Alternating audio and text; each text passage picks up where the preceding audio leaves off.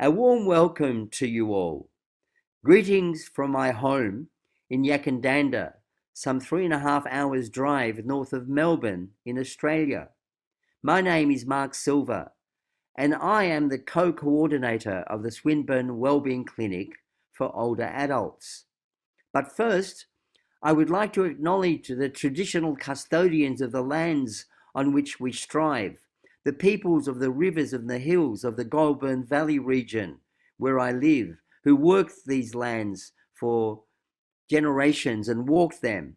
We pay our respects to the elders of the past and the speakers of the first words who lived in harmony with this country. We acknowledge the elders of the present who seek to regain their culture and to teach the elders of the future their law, their history, and their language. We pay our respects to them and extend that respect to all Aboriginal and Torres Strait Islander peoples today. We honour their spirit and their memory, culture, art, and science of the world's oldest living culture through 60,000 years. We treasure and respect their stories and songline traditions. Today, you will hear from 3 speakers coming together from different parts of the world to speak with you about storywork and healthy aging, and how storywork can contribute to well-being, create social capital, influence policy, and change behaviour. This symposium highlights the role that storywork can play within the United Nations proposed decade of healthy aging. It can help provide a strong voice, can contribute to the fight against ageism. It can also emphasize the need for dignity, meaning, and interconnection within an age-friendly society. Storywork can also influence policymakers more effectively through feedback and co-design. This symposium brings together the work of these individuals, 3 of them. Each has taken an innovative approach to working with a strong commitment to social justice, dignity, rights, and inequality, and has provided those marginalised with a voice to be heard. Firstly, you will hear from Tony SUMNER from Cambridge. He will discuss his work and his partner Pip Hardy's work at Patient Voices. They have done digital story work within different levels of the National Health Scheme, assisting with mutual understanding and giving voice to those with a lived experience of medical and related disabilities. Patient Voices have demonstrated how digital storytelling can be creatively and effectively used to influence policy. Tony's presentation is entitled Valuing People, Honouring Their Lives and Hearing Their Stories. Next, we will hear from Xanthe GOLENKO. She will discuss the intergenerational dimensions to story work. Xanthe has been working with life stories. Together with Mark Silver, their intergenerational digital storytelling work has demonstrated that bringing older and younger people together can build stronger relationships and identities, foster greater understanding between the generations, and break down stereotypes about ageism, dementia, and mental health, and building community connection and building and belonging through a mutual lifelong learning approach. So we will hear from them all, one after the other, and we will have some questions at the end of the presentation and some discussion. So thank you very much. Hello, and thank you for coming. I'm Tony SUMNER, co-founder with Dr. Pip Hardy of the Patient Voices Programme and a research associate at Loughborough University Storytelling Academy. The Patient Voices Programme has, for 2 decades, facilitated citizens in creating reflective digital stories of their lived experience of health and social care. Our aim was to find a process through which the voices of all could tell and share their stories. We've done this across the globe and with over 1,000 storytellers so far. During those two decades, the programme has come to realise not only the value of the digital stories produced as reusable learning objects, educating and influencing health and social care staff and policymakers, but also the beneficial effects of the reflective process on the lived experiences of digital storytellers. What are digital stories? What is digital storytelling?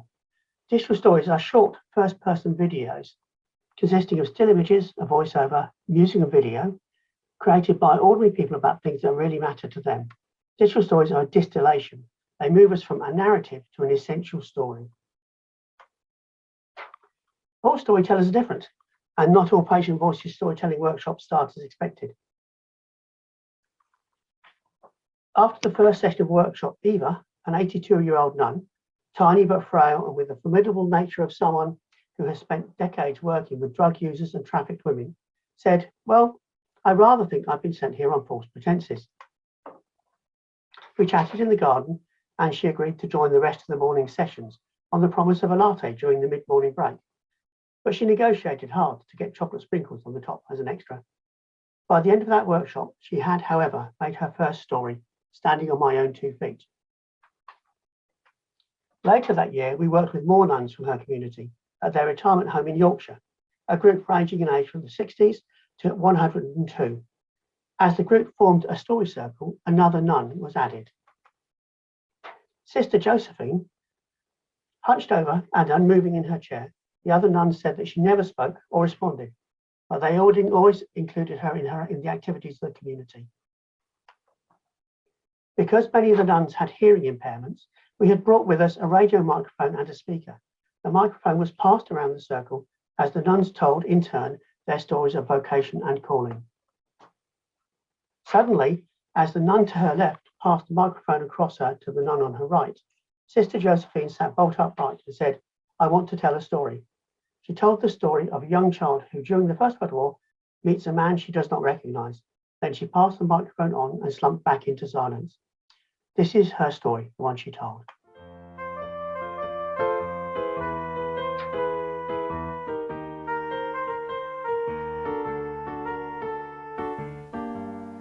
I was born in 1913 and the war began in 1914. And so my father went to war, and when he returned, I wondered who he was. He was in my mother's room with his feet on the sofa, and he called me over and pulled me towards him and told me who he was. And he was amused. It was strange for me to hear that he was my father. We hadn't had my father at the beginning of my life, and it was difficult to discover what was happening. He was only home for a small spell, and then was called up again. He used to play with us in the garden. He was such a nice man. I can see him now as clear as day in my mother's bedroom. I thought he was such a nice man. He was a nice man, that's all I know about it. He always was a nice man. It's the last day of his life.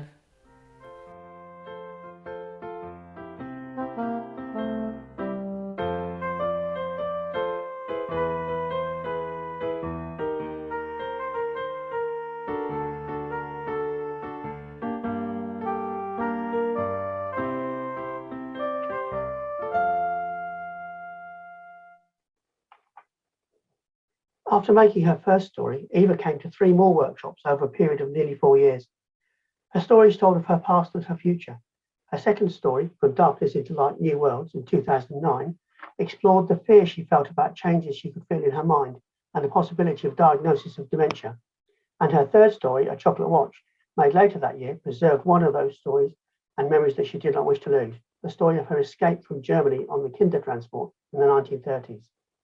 A remarkable woman, she came to 1 more workshop in 2011, travelling as ever by herself on the train, twice that time because she forgot and came on the wrong day. In that final workshop, she made The Sun Always Rises, which tells of how she had come to terms with her diagnosis and her future.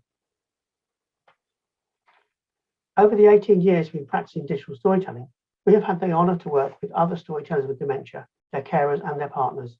We have learned to innovate and adapt our processes to the particular needs of each storyteller, modifying workshop times and schedules, providing more facilitators and chauffeurs, as one storyteller called them, to drive their computers for them.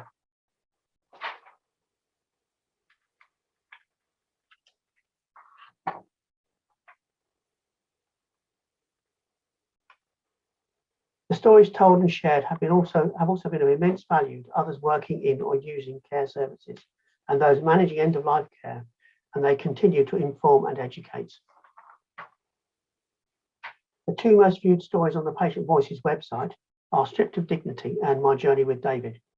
They're about dementia and care of the elderly, and those two stories have together now been seen 250,000 times, a fitting tribute to the gift of experience that the storytellers have shared with us. This is the story that Kat has now shared about her dementia with over 130,000 viewers.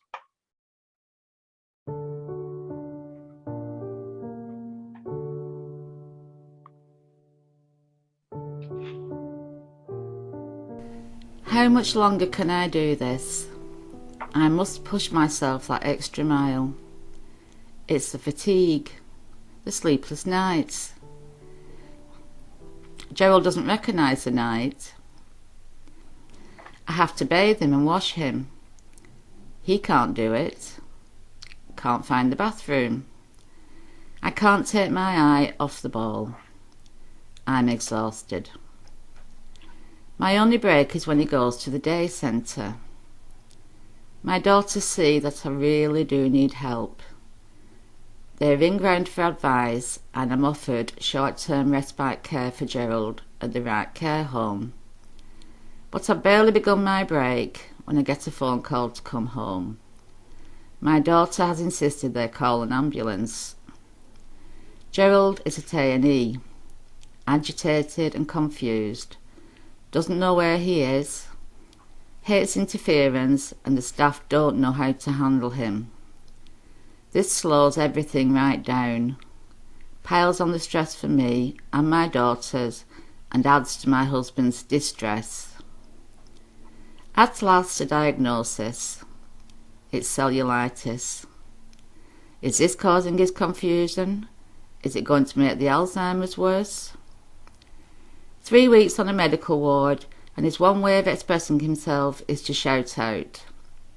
He is so vocal that they put him in a side ward, though the door is left open. He has one-to-one nursing, but is still left without pyjamas. He keeps throwing the sheet off him in his confusion. I know it's easy for them to clean him without pyjamas, but this strips him of his dignity, literally. Compare this with just 2 weeks previous. In the daycare centre, Gerald is proud of what he can do. They leave the dishes for him because that's a job he is able to do. They know the person and love him to bits. He winds them up and they have a laugh. He knows where he is, has a routine and feels safe. On the ward, even with one-to-one nursing and a This Is Me booklet, there's nothing familiar and the nurses don't take time to find out about Gerald. Gerald, the husband I loved and cared for over 40 years, died just after we celebrated our Ruby wedding anniversary. For everything I've been through, I'd do it all over again. I have to carry on being the voice my husband didn't have. Being the voice that so many other Alzheimer's sufferers don't have. Other people must not go through what we've been through as a family.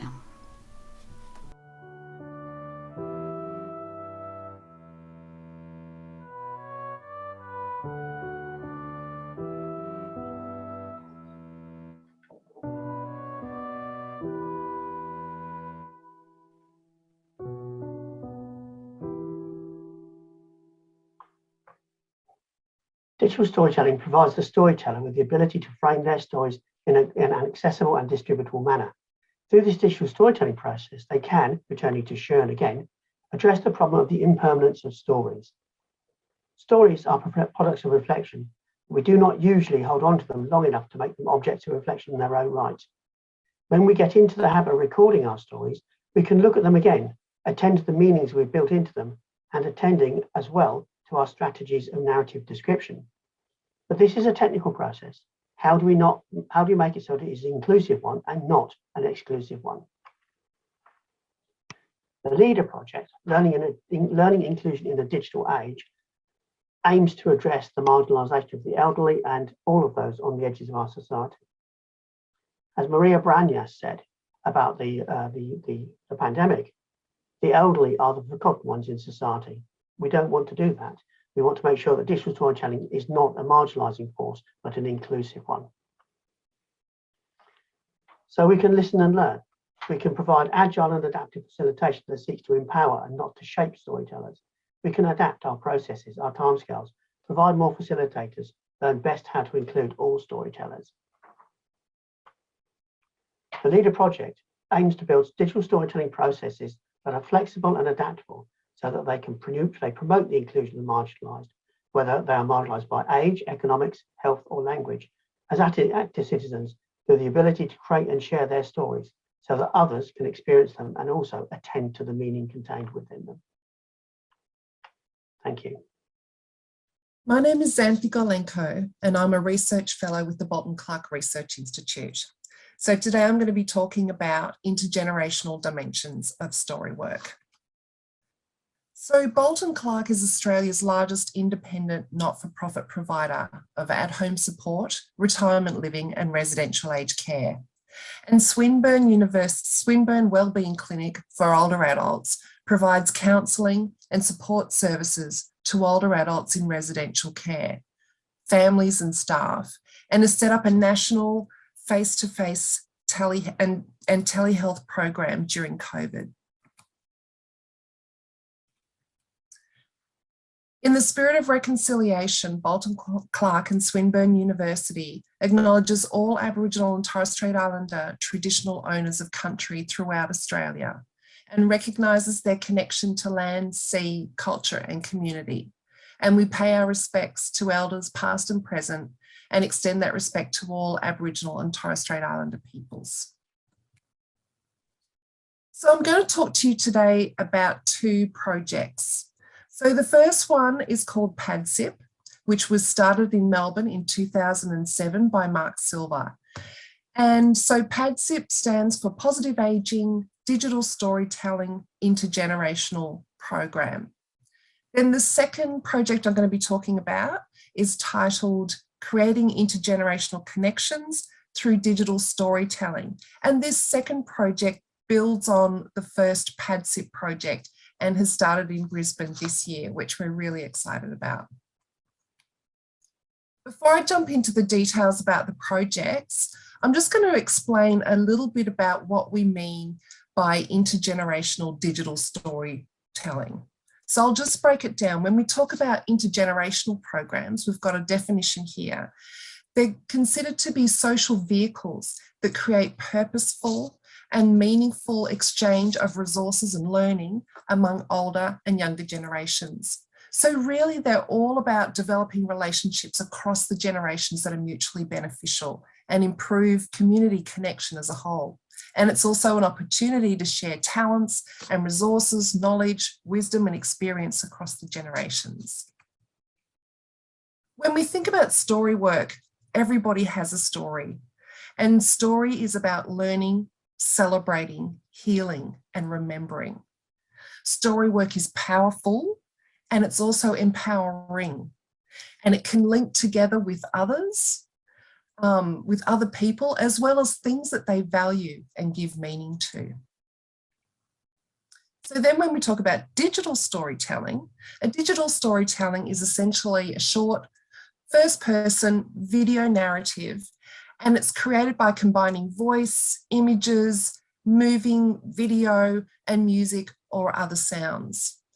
And digital stories, there are benefits, therapeutic benefits in both the process of creating the digital story as well as the outputs, being able to share that story.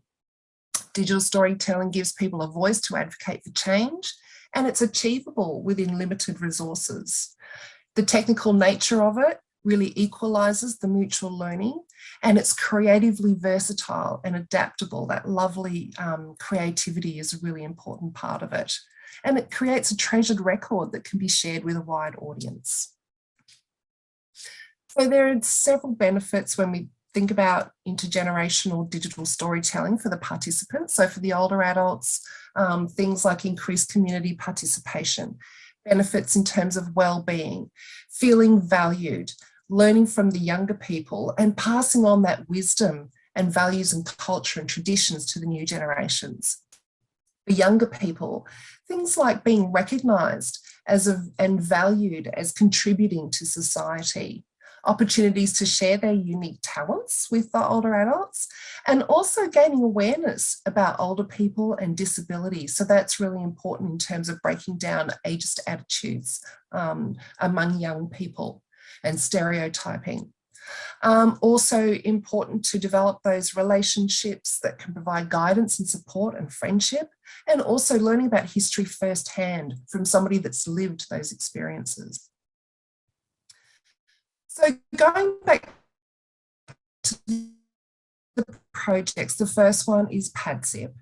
Now, this one started in Melbourne, as I said, in 2007, and there's actually been multiple projects going on over the last 15 years, but generally they involve older people. Many of them are living with disability, and they're from the local area around Melbourne. And the older people are then working with local high school students, and they're from years 7 to 10, so ranging, I guess, from about 12 years to 16 years in age.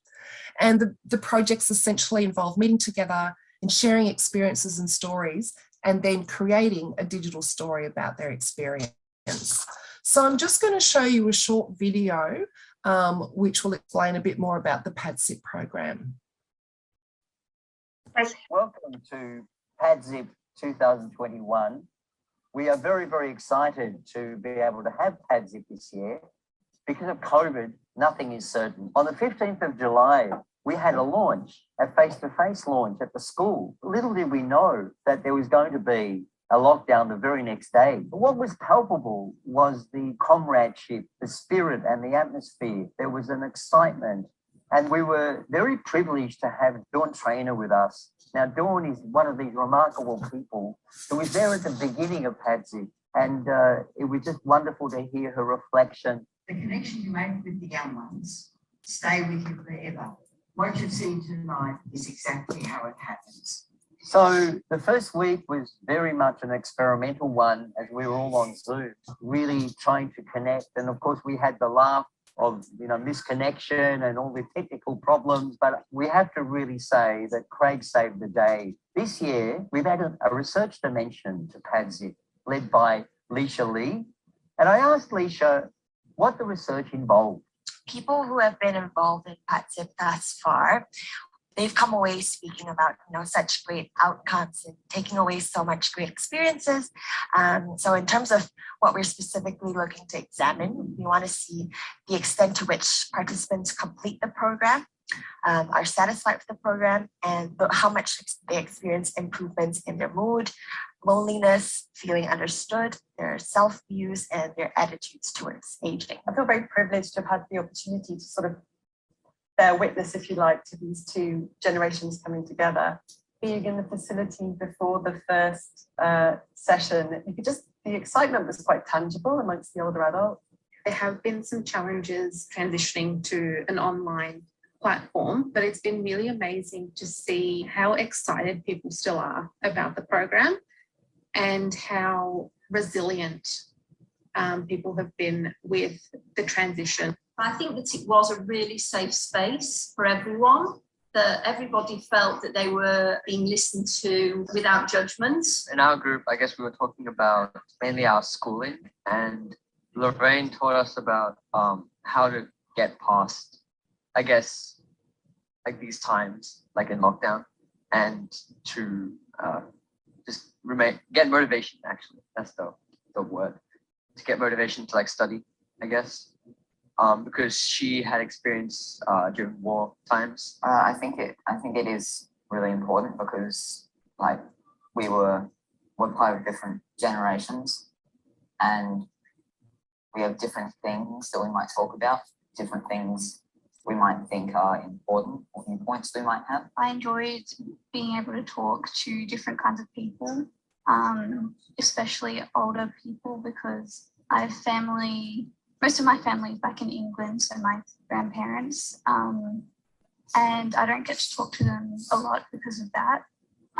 So it was nice having a talk with some more diverse people. We spoke a lot in our group about kind of our career aspirations and how now our aspirations are a lot different than the women in the group would have had when they were younger, because the jobs weren't available to them. But now we can kind of just do nearly whatever we want and expect that, or like have the hope that we will be able to achieve it. To be perfectly honest, I think the main thing is that women are free, because the women before my generation, they weren't free. They were under control of their parents until they married. After they married, they're under the control of their husband. They never really had much freedom to do what they wanted.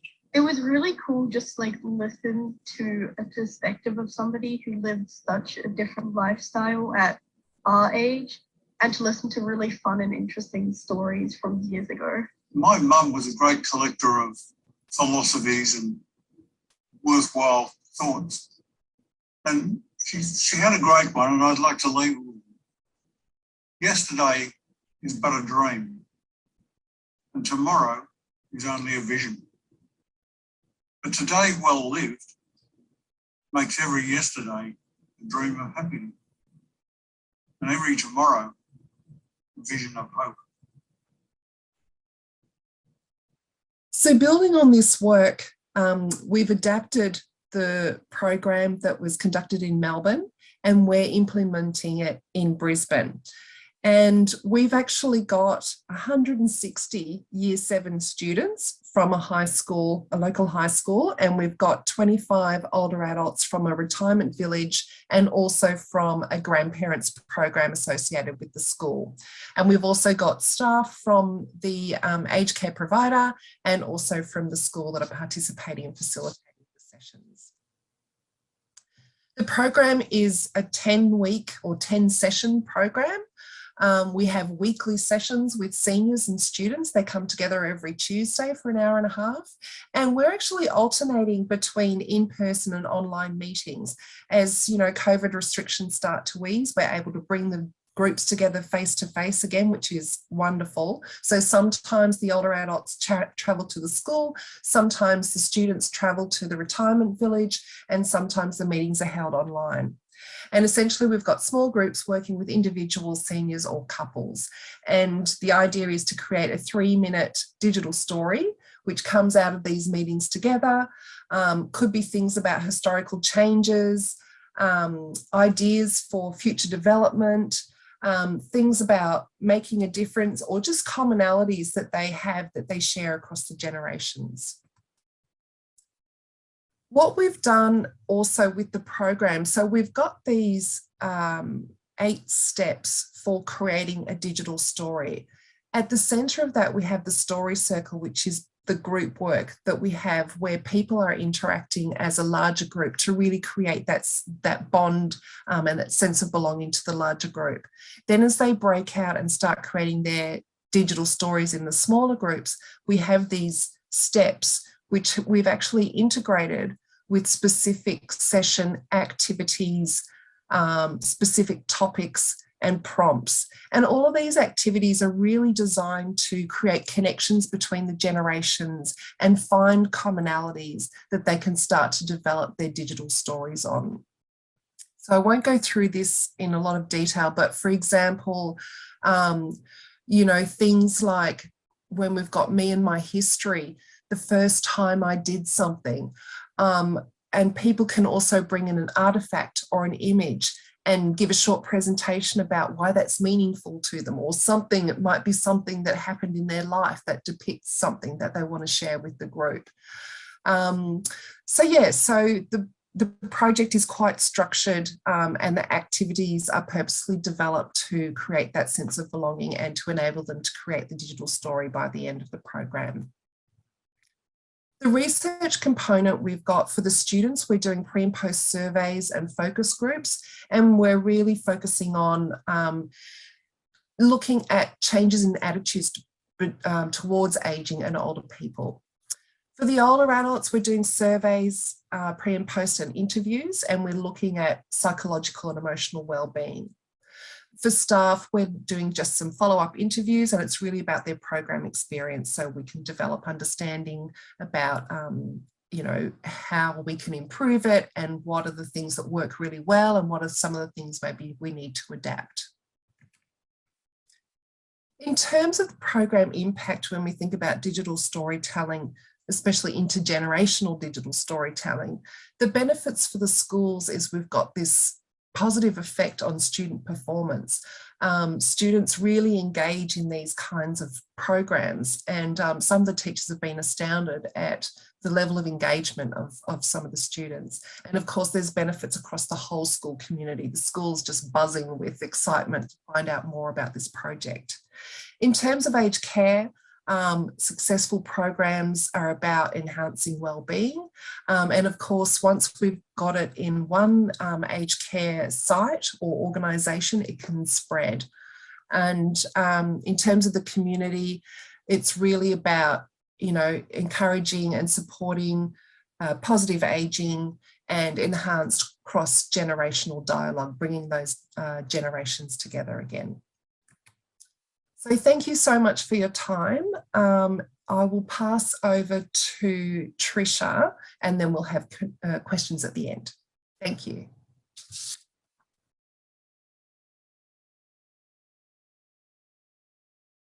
Hello, everyone. I'm not sure whether you can hear us or not. We can only see a few of us in the panel, Xanthe and Tony. I hope you enjoyed that and got a bit of a glimpse from Tony and Xanthe about some of the work. And please feel free to ask any questions either in the chat at all. We'll be monitoring that. I wanted to first of all mention, unfortunately, one of our team, Tricia Jenkins, couldn't make it today, but I wanted, in the spirit of the conference, because a lot of the conference is about the United Nations Decade of for Older Adults, and I think Tricia was very involved in that, especially around voices of older people.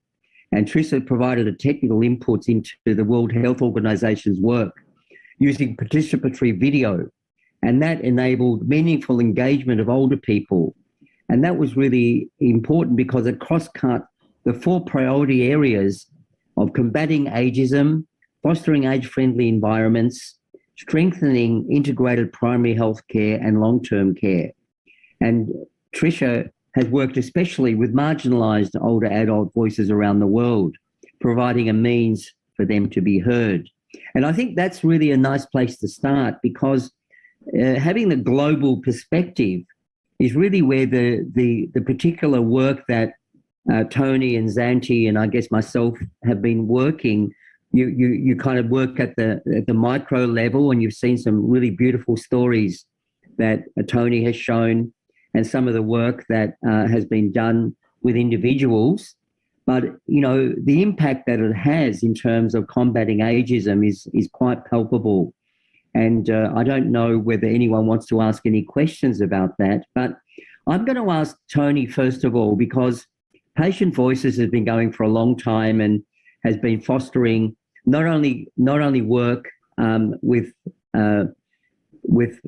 marginalised groups and people with lived experience, but also the people that help them and involved in communicating together. Maybe, Tony, you could give us a little bit of a glimpse of some of that work with the NHS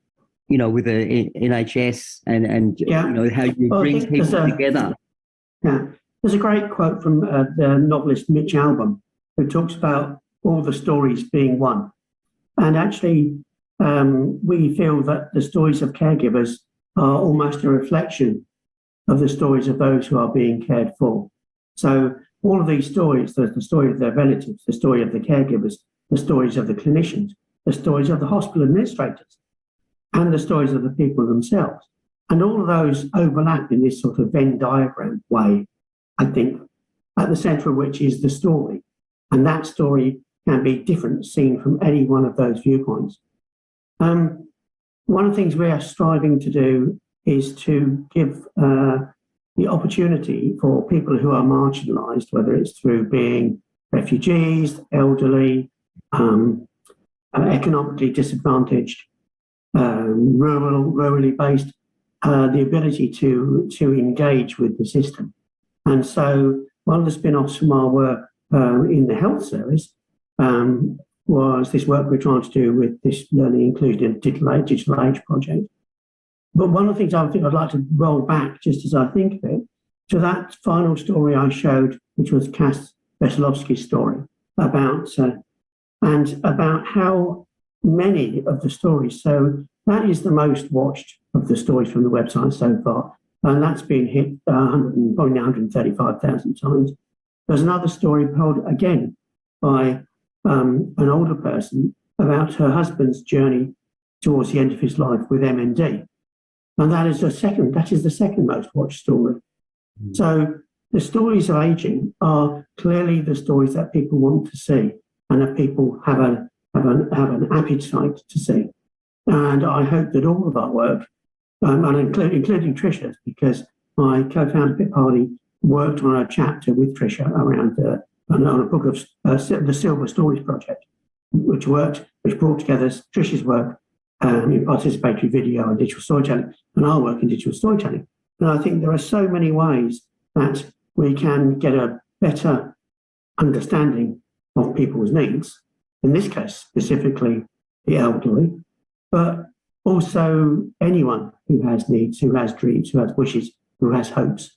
And I know that's what you're building in, Xanthe, into your work, building that into the system. Yeah. Xanthe, can you tell us a bit more about the impact of things on attitudes that you've noticed in terms of changes of attitudes that the young people have in terms of their stereotyping of older adults that you see, and actually the other way around, isn't it, where the older adults also change their views of young people. And we often hear this thing where, it's quite amazing, we're so glad that, the world can be left to these young people because, we didn't know that they were so clever and wise and, there's hearts in the right place. So do you want to comment on that, Xanthe? Yeah, absolutely. I think it's incredible how unfortunate it is that through mainstream media we have often a very, bad impression of or poor impression of the other generation. So younger people seem to have this, not a positive attitude towards older people, whether that's through mainstream media or just anecdotally, and likewise for older people. Sometimes, all they hear about is troubled youth. All you hear about is the bad stuff. You never hear about the good stuff. And so when they actually come together and do a meaningful project together, that's when they sort of have these revelations of, oh, wow, the older people saying, wow, these young people are so amazing. And likewise, the younger people sort of go, oh, older people are actually pretty cool, So I think that's really important to sort of see. And I guess that stereotyping or,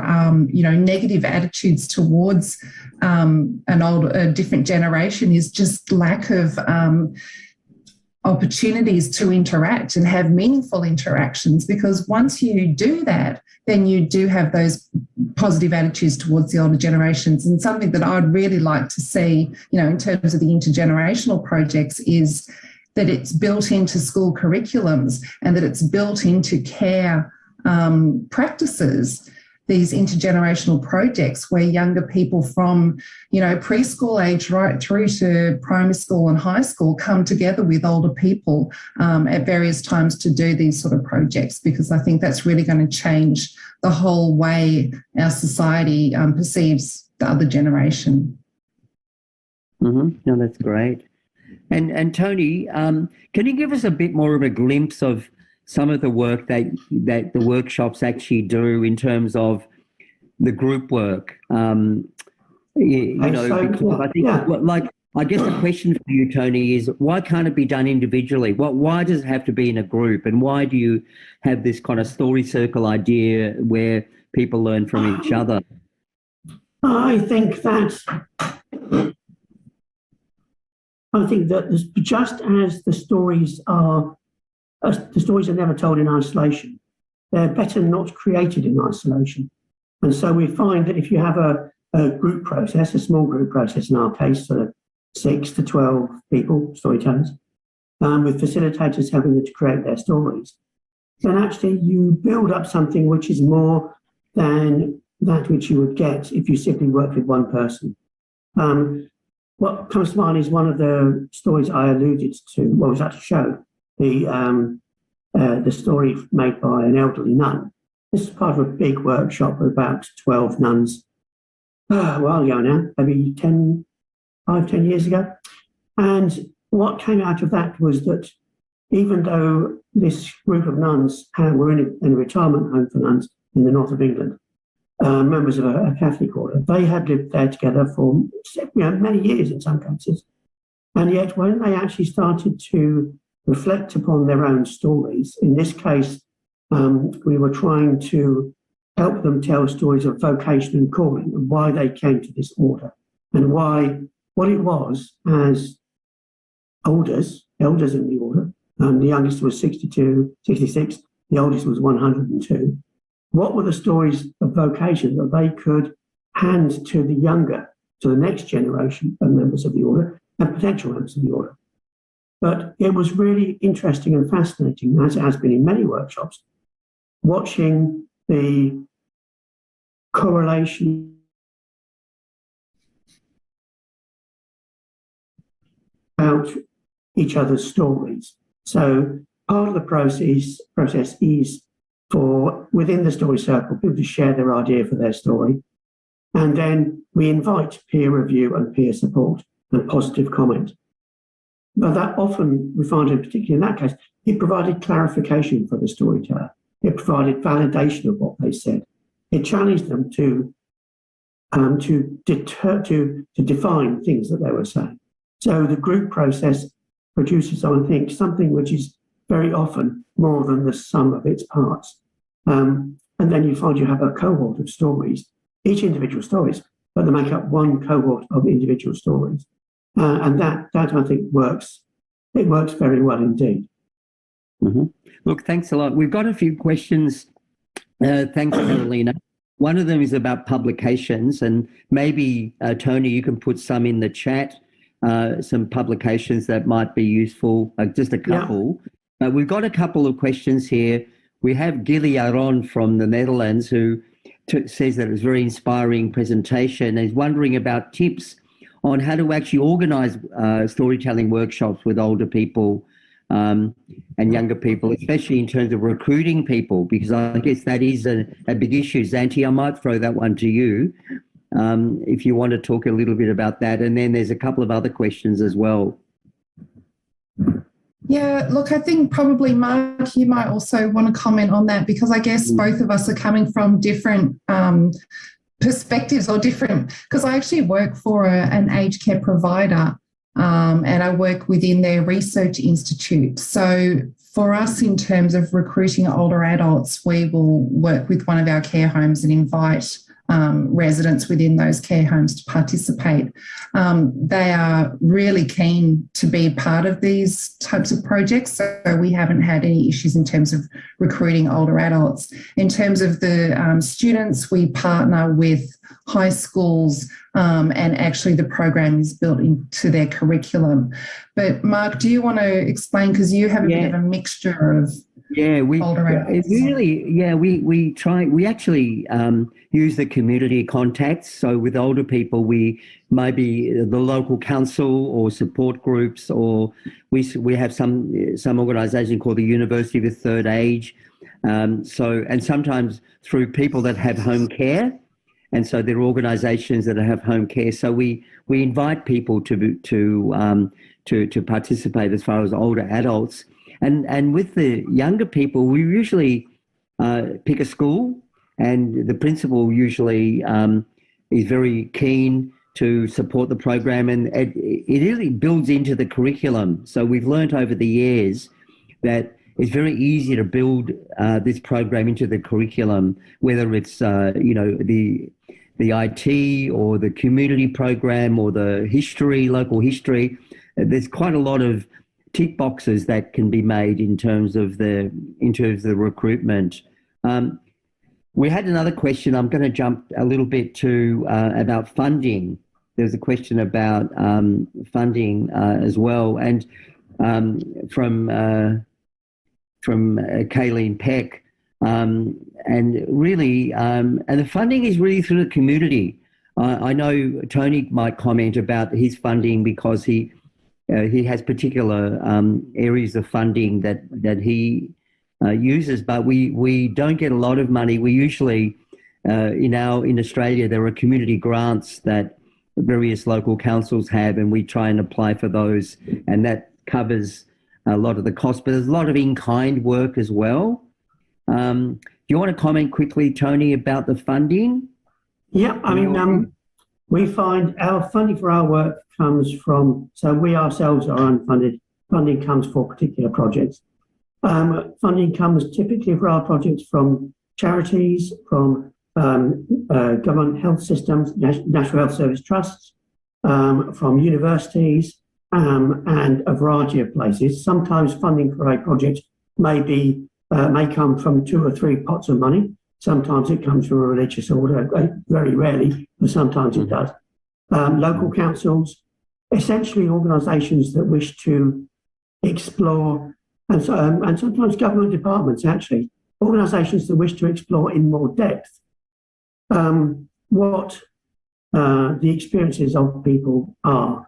So to move beyond a statistical survey and a numerical analysis, beyond focus groups and interviews and spines of questions, and into what we sort of regard as uber qualitative data, the ultimate open-ended question, which is, tell me your story.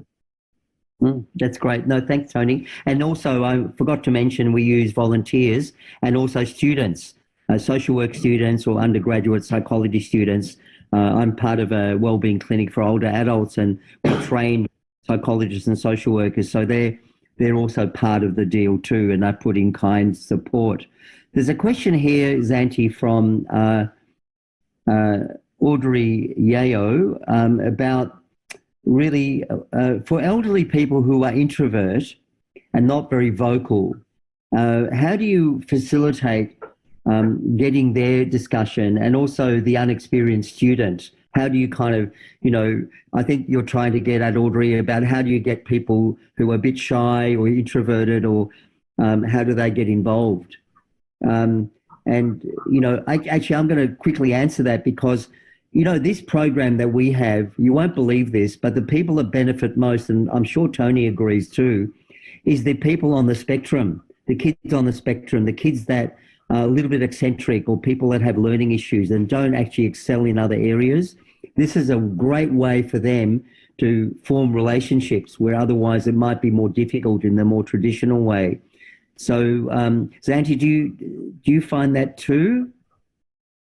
Yeah, I guess in terms of the shyer ones, it's been quite incredible to see both the older adults and the students start to come out of their shell. I think initially from both sides there was a level of apprehension among a few people, and I remember we did this letter writing exercise and just to introduce each other, and so there was an older adult working with a very small group of students, and they were reading their letters, and the older adult was really nervous to read her letter out to the students. And so she asked one of the students to read the letter for her.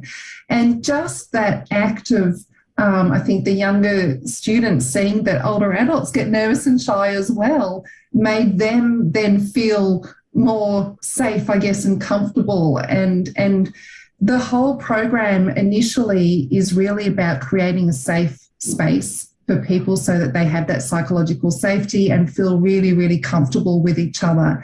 And that does take a couple of sessions, but once they actually start to get to know each other and form those bonds, then they really start to open up, even the really shy ones, and they can really actually benefit from it, from those relationships. Totally agree about that social, make it a safe social space. One of the things we find is that it's also possible to make it a safe technological space.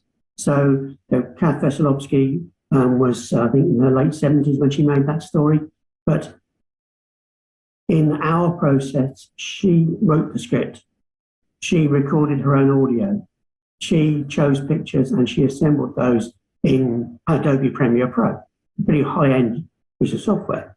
But actually, one of the key parts of the process is to help people to use the technology that's there. And what we have found is that even a storyteller who, many years ago, one storyteller came up to me several minutes into typing her story in and she said, Tony, how do I get the spaces between words? So I showed her where the space bar was. She went away, she finished her story. We then took them through, her and the rest of it, through just enough technology to make the story. So she went from, in her late 60s, early 70s, she went from not knowing how to use a word processor, to actually using a good piece of complex software to do a task. And she was absolutely made up by the learning from that process. So the digital storytelling process itself, it covers so many basic and key and functional skills: writing, speaking. Yeah. Well, thanks both of you. The next question, sorry, Tony, from Zoe Lim, and she brings up something really interesting because I think a lot of people are thrown by this. She talks about the negative experiences because it's all very good to have the positive experiences, but what happens when people try, and I think what you mean, Zoe, is, people talking about trauma or things that have happened in the past. And, how do you incorporate that? Because, I guess it is a therapeutically informed work that we do. And Tony talking about safe spaces. So, and Xanthe, do you want to talk a little bit about that? And I know Tony's got a lot to say also about that. So, Xanthe, do you want to start with answering that one? Yeah, I think, and Mark, you might want to comment on this as well, but I think in an intergenerational space, people adapt, in a trauma-informed approach, people choose what they choose to disclose and how much they choose to disclose about their lives. And I think when you're in an intergenerational space where older adults are working with younger people, then they may not choose to disclose, highly sensitive kind of topics. Probably more in Tony's work, they would be more inclined to do that sort of thing. But in an intergenerational space, from what I've experienced so far, we haven't really come across issues like that. I don't know, Mark, if you have in your space. I think the other thing that, before Tony comments, is that we do have an advisory committee, and so we do have, because we work with psychologists and I'm a social worker, and we have that informed practice. We try and turn negative things into positive. For instance, people die. That's one of the things that we're very aware of. And when someone dies, and we talk about that with the students and we with a wellbeing officer, and turn that into a kind of a positive experience. And taboo, around talking about death is something taboo in the community. So you can turn these things into really positive events if they're done properly and if people are aware. Because it is about how do you create safe spaces. And Tony, I know you do this all the time, so maybe you want to comment. One of the things is I think we try very hard to do is to ensure that any storyteller, no matter what their age, what their profile is, they have complete agency over their story. So they choose what goes in the script. We don't sit people down in front of a video camera. We don't interview them. We don't edit that video afterwards. We talk to them about what makes a good story. We ask them to write the story that they want to tell, that only they can tell, and that they want to share.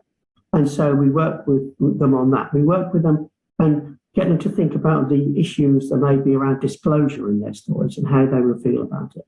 One of the great things about digital storytelling approach is that no one has to have their face on camera. No one has to have their name on it. So it can be a very anonymized approach if people want to. But what we have found over the 2 decades we've been doing this is that we would say 98% of all storytellers, having spent 3 days of their hard-earned lives working their proverbials off to make a digital story that they are proud of, they want their name on that story. You try saying to an academic, you don't really need your name on that paper, do you? I won't bother referencing you properly. They don't fit. And so people will talk about, Kath Veselovsky talked about her dementia, well, partner's dementia. Other people have told stories about their own dementia. People have stories about their incontinence, about their emphysema, about their COPD, about impending death, about motor neurone disease, about all these things. But actually, to a person, they tell these stories and they say, either, if it was a traumatic incident, I don't want this to happen to someone else. That's why I want to share this story. So people learn from my experience if it's a bad one. Or they say that they want it to be their experience to be acknowledged. They want there to be a testimonial to their lives, so that there is a witness to their lives, to quote the Richard Gere film with the dancing and J-Lo and things, to be a testament to someone's life. And I think that's one of the things that the stories can be. It allows people to give back something incredibly powerful and incredibly useful and incredibly educational in a way that other people, that they could not do. So their stories, which are part of their lives. Yeah, look, that's really terrific, Tony and Xanthe, because it is about bearing witness, and I think moving the private to the public arena is a very healing process, and I think we look at that. Maybe to finish up, because I know we're of time, a wonderful comment from Graziana Alessandrini. Congratulations to all of you. I found your work really interesting, and I think that this kind of initiative are what we need to be put on the public agenda, a better perspective on ageing and a major commitment on making better conditions for the elderly in terms of inclusion and mistreatment. This kind of program you implemented, is it a private initiative or is it something installed as part of the education in your community? And I think that's what we aim for. We certainly aim for this to be everywhere. And well said, Graziana. I think we do, you picked it really, that we do want these kind of things to spread, because it's not rocket science, is it, Xanthe and Tony? And I hope we made that point, in that it's not rocket science, it's not hard, it's really unleashing normality, really, creating a village kind of spirit that we don't have anymore. And I think that's probably it. And some couple of final words from Xanthe and Tony. We've got 1.5 minutes left. So I'm going to give Tony the last word, but Xanthe, do you want to, anything that you want to sum up this work in a couple of words? Yeah, look, I completely agree. I would love to see it embedded into, like I said, school curriculums and aged care practice, because it's incredibly powerful. It is not difficult to do, but the power of it is, there's no words to sort of describe what it can achieve. So over to you, Tony. This is both a process and a product. The process, digital storytelling, is a powerful and reflective thing. The products which people contribute as donations to social capital are there to be used. So after you finish watching this talk, go to the Patient Voices website, watch some of the stories from elderly people, share them with other people, distribute, get out those memes, those activist memes of their experiences that elderly people have created. Spread the word, please. It's free. Use them. Well, good on you. On those words, thank you so much to Carolina for helping us today, and to the conference, because it's been a wonderful opportunity for us to showcase our work and everybody else's work. And thank you, everybody, for watching and putting in some beautiful questions to us. And all the best and for the rest of the conference. And thank you very, very much. And thank you. All the best to everybody.